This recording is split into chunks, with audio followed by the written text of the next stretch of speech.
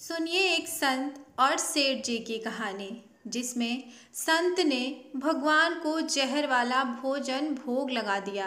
इसके बाद भगवान जो करते हैं उसे देखकर सभी हैरान रह जाते हैं। एक सेठ जी बड़े कंजूस थे। एक दिन उन्होंने दुकान पर अपने बेटे को बिठा दिया और बोले कि बिना पैसे किसी को कुछ मत देना, मैं अभी आया। अकस्मात एक संत आए जो अलग अलग जगह से एक समय के भोजन सामग्री लेते थे। लड़के से कहा, बेटा जरा नमक दे दो। लड़के ने संत को डिब्बा खोलकर एक चम्मच नमक दिया। सेठ जी आए तो देखा कि डिब्बा खुला पड़ा था। सेठ जी ने कहा कि क्या बेचा?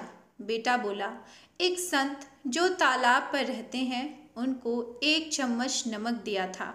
सेठ का माथा ठनका। वो बोले, अरे मूर्ख, इसमें तो जहरीला पदार्थ है। अब सेठ जी भागकर संत के पास गए। तब तक संत भोजन बनाकर भगवान का भोग लगाकर खाने की थाली लेकर बैठ चुके थे। सेठ जी दूर से ही बोले, महाराज रुकिए, आप जो नमक लाए थे वो नमक नहीं था बल्कि जहरीला पदार्थ था। कृपा करके आप ये भोजन न करें। संत जी बोले, भाई हम तो प्रसाद लेंगे ही, क्योंकि भोग लगा दिया है। भोग लगाकर भोजन छोड़ नहीं सकते।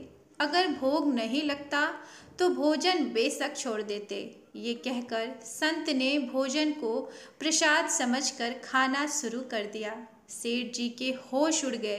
वो रात भर वहीं बैठे रहे। सेठ को रह रहकर ये चिंता सता रही थी कि अगर संत को कुछ हो गया तो बड़ी बदनामी होगी। रात में अगर तबीयत बिगड़ी तो कम से कम वैद्य को दिखा देंगे। सोचते सोचते उसे नींद आ गई।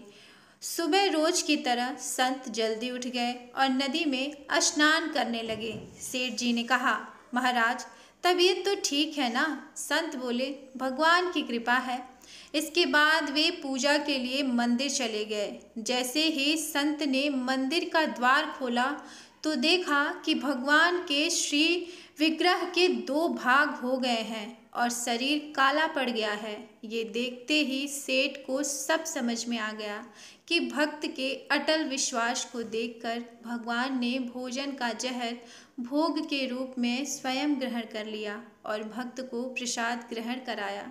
इसके बाद सेठ ने तुरंत घर जाकर बेटे को दुकान सौंप दी और स्वयं संत के शरण में आकर भगवान की भक्ति करने लगे। तो ये कहानी यहीं समाप्त होती है। आशा करती हूँ कि आपको पसंद आई होगी। तो वीडियो को लाइक, शेयर और सब्सक्राइब जरूर कर दीजिएगा। धन्यवाद। राधे राधे।